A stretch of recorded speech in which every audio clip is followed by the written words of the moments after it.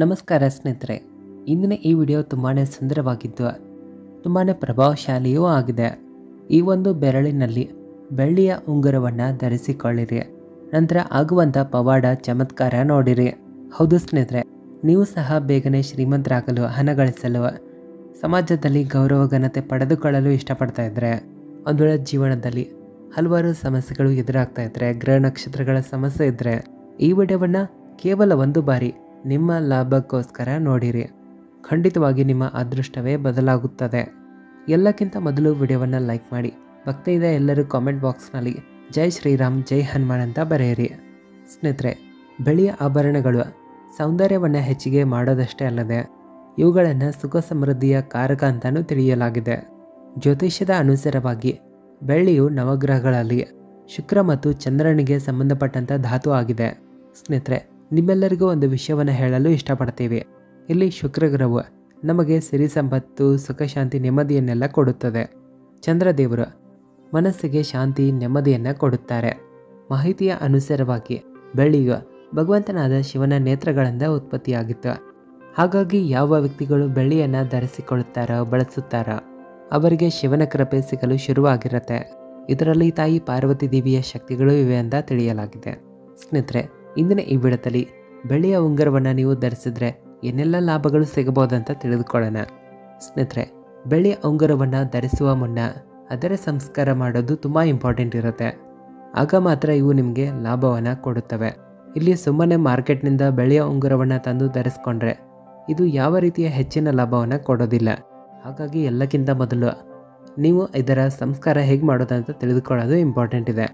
ಸ್ನೇಹಿತರೆ, ಯಾರೇ ಆಗಲಿ ಎಲ್ಲಕ್ಕಿಂತ ಮೊದಲು ಬೆಳ್ಳಿಯ ಉಂಗುರವನ್ನು ತಂದಾಗ 24 ಗಂಟೆಗಳ ಕಾಲ ಗೋಮೂತ್ರದಲ್ಲಿ ಅದನ್ನು ಮುಳುಗಿಸಿ ಇಡಬೇಕು. ಈ ರೀತಿ ಮಾಡೋದ್ರಿಂದ ಬೆಳ್ಳಿಯಲ್ಲಿ ಏನಾದರೂ ಅಶುದ್ಧಿ, ನಕಾರಾತ್ಮಕತೆ ಏನಾದರೂ ಇದ್ದರೆ ಅವೆಲ್ಲ ನಾಶ ಆಗುತ್ತವೆ. ಇನ್ನು ಎರಡನೇದಾಗಿ, ಒಂದು ವೇಳೆ ಗೋಮೂತ್ರ ಇಲ್ಲ ಅಂದರೆ ಗಂಗಾ ಜಲದಲ್ಲೂ ಕೂಡ 24 ಗಂಟೆಗಳ ಕಾಲ ಈ ಬೆಳ್ಳಿಯ ಉಂಗುರವನ್ನು ಅಥವಾ ಆಭರಣವನ್ನು ಅದರಲ್ಲಿ ಮುಳುಗಿಸಿ ಇಟ್ಟು ನಂತರ ಧರಿಸಿಕೊಳ್ಳಬೇಕು. ಈ ರೀತಿ ಮಾಡೋದ್ರಿಂದ ಬೆಳ್ಳಿ ಜಾಗೃತ ಅವಸ್ಥೆಗೆ ಬರುತ್ತದೆ. ಅದರಲ್ಲಿ ಏನಾದರೂ ಮೈಲಿಗೆ, ಅಶುದ್ಧಿ ಇದ್ದರೆ ಅವೆಲ್ಲ ನಾಶ ಆಗುತ್ತವೆ. ಇನ್ನು ಬೆಳ್ಳಿಯ ಉಂಗುರವನ್ನು ನೀವು ಧರಿಸಿಕೊಂಡ್ರೆ ಏನೆಲ್ಲ ಲಾಭ ಸಿಗುತ್ತಂತ ತಿಳಿದುಕೊಳ್ಳೋಣ ಬನ್ನಿ. ಜೊತೆಗೆ ಯಾವ ಬೆರಳಿನಲ್ಲಿ ಬೆಳ್ಳಿಯ ಉಂಗುರವನ್ನು ಧರಿಸಬೇಕನ್ನೋದನ್ನು ಕೂಡ ತಿಳಿಸ್ತೀವಿ. ಎಲ್ಲಕ್ಕಿಂತ ಮೊದಲನೆಯ ಲಾಭ ಏನಿದೆ ಅಂದರೆ, ಬೆಳ್ಳಿಯ ಉಂಗುರವನ್ನು ಧರಿಸೋದ್ರಿಂದ ಶುಕ್ರ ಮತ್ತು ಚಂದ್ರಗ್ರಹಗಳು ನಿಮಗೆ ಲಾಭಗಳನ್ನು ಕೊಡುತ್ತವೆ. ಮುಖದಲ್ಲಿ ಸೌಂದರ್ಯವನ್ನು ಹೆಚ್ಚಿಗೆ ಮಾಡುತ್ತವೆ. ಜೊತೆಗೆ ಬೆಳ್ಳಿಯ ಉಂಗುರವನ್ನು ಧರಿಸೋದ್ರಿಂದ ಮನಸ್ಸು ಶಾಂತವಾಗಿ ಇರುತ್ತದೆ. ಯಾಕಂದರೆ ಬೆಳ್ಳಿಯ ಕಾರಕ ಗ್ರಹ ಚಂದ್ರ ಆಗಿದ್ದಾರೆ. ಒಂದು ವೇಳೆ ಮಾತಿಗೆಲ್ಲ ನಿಮಗೆ ಸಿಟ್ಟು ಬರ್ತಾ ಇದ್ದರೆ ಖಂಡಿತವಾಗಿ ಬೆಳ್ಳಿಯ ಉಂಗುರವನ್ನು ನೀವು ಧರಿಸಿಕೊಳ್ಳಿರಿ.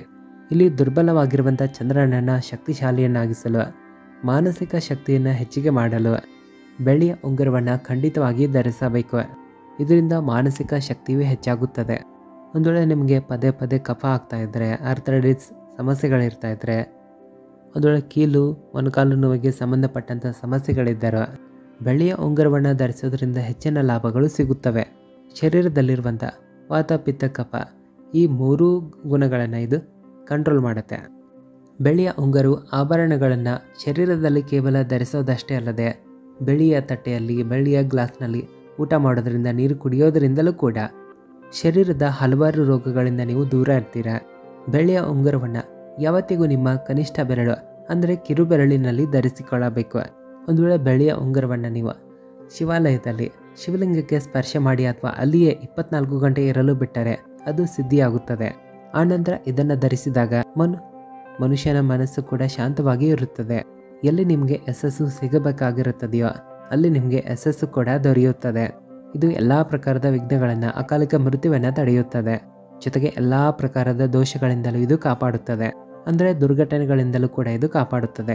ಇದು ಸ್ವತಃ ಒಡೆದು 2 ಭಾಗಗಳಾದರೂ ನಮ್ಮನ್ನು ಇದು ರಕ್ಷಣೆ ಮಾಡುತ್ತದೆ.